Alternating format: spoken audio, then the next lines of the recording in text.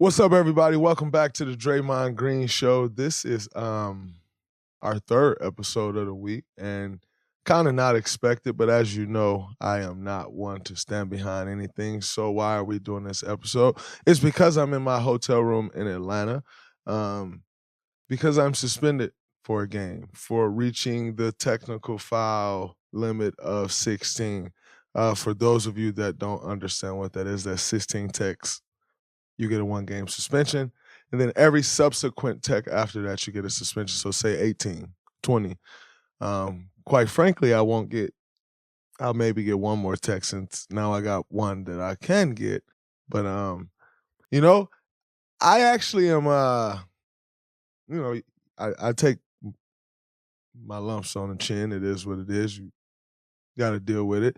Quite frankly, I did not think the tech the other day should have got rescinded. Like, that kind of is what it is.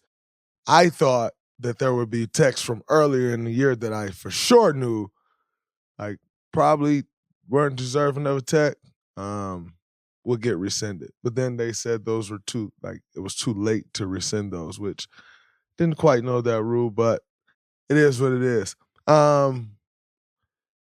Sucks for a couple reasons. Number one, we're just in really tight standings, and every game kind of matters at this point. So, would like to play tonight, but in saying that, I still have confidence that our guys are going to get it done. And it just is what it is. Got to come out ready to go tomorrow versus Memphis, which is a big game for us.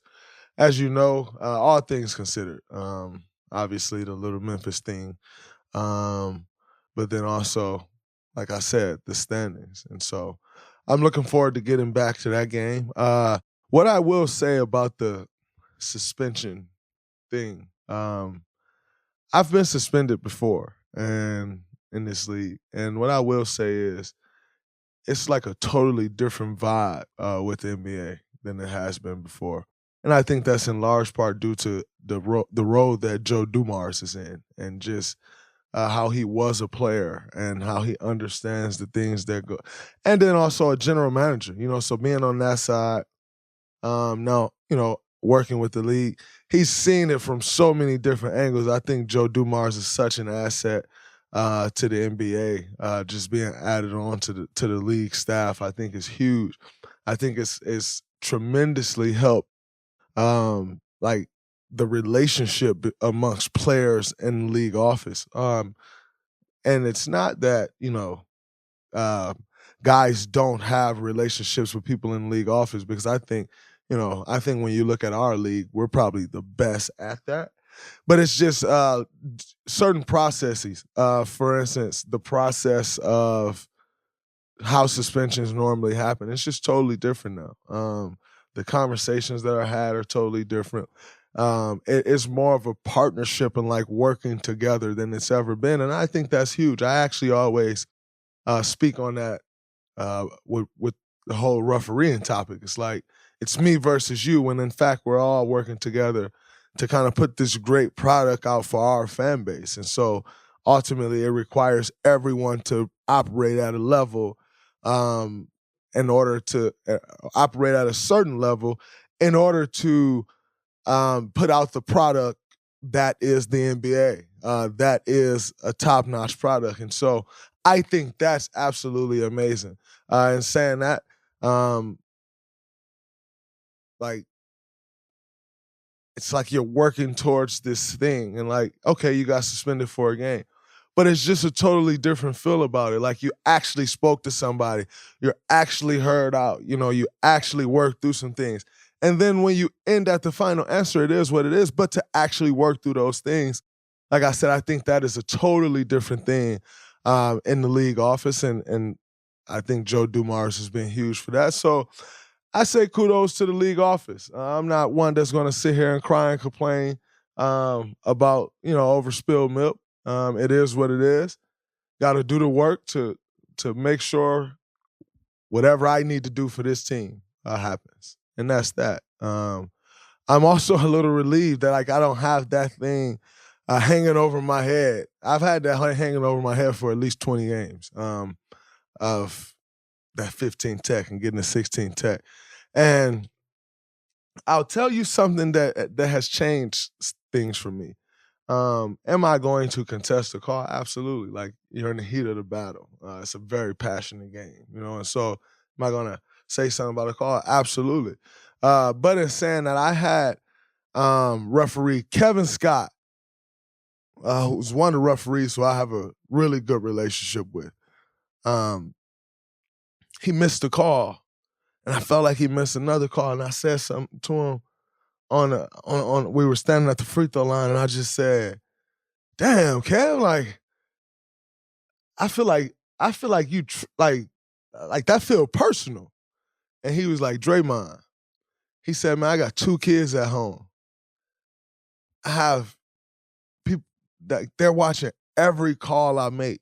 I'm being graded on every single call I make.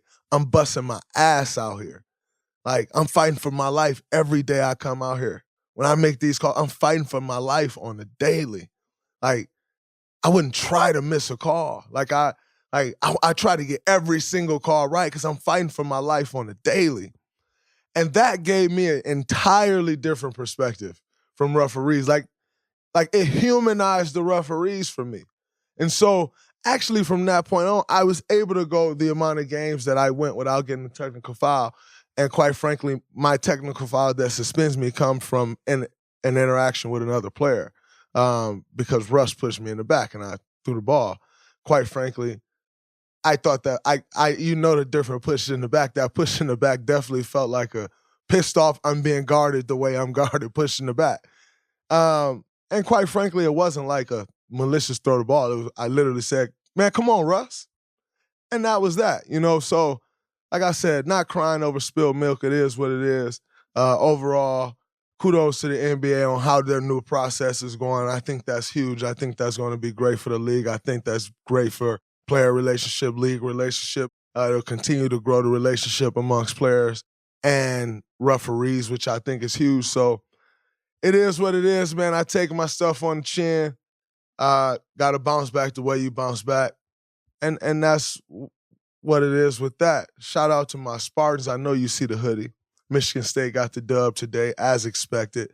So if you recall, last June, the Golden State Warriors won a championship, and they were playing against the Boston Celtics. And the Boston Celtics, what was the significance of this, Draymond? What the hell are you talking about?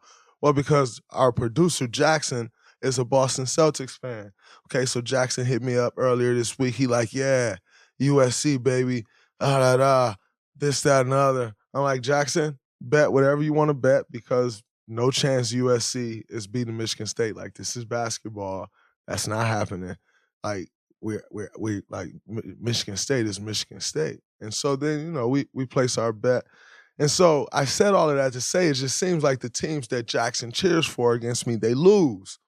And so that's a great day. DeMar DeRozan, I told DeMar, I said, "Man, this game looks worse than when I ended your career in college." Then DeMar went on his one and done way and went on to the Toronto Raptors. But Michigan State, I ended DeMar's career when he was at USC. So nothing but good vibes with the Trojans. Quite frankly, I'm a Saginaw Trojan, so I get it. I know the feeling of being a Trojan. Today just wasn't a good day to be a Trojan. It's a great day to be a Spartan. Shout out to my Spartan dogs. We got Marquette coming up next.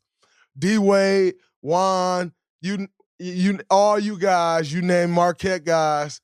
I'm taking all bets. Spartan dogs for the win. We're going to the Sweet 16, and then we'll move further. That's a wrap from this episode of the Draymond Green Show. Till next time, peace. What's up, everybody? It's Draymond Green. Make sure you subscribe to the Volumes YouTube channel below so you don't miss any more of this great content going forward.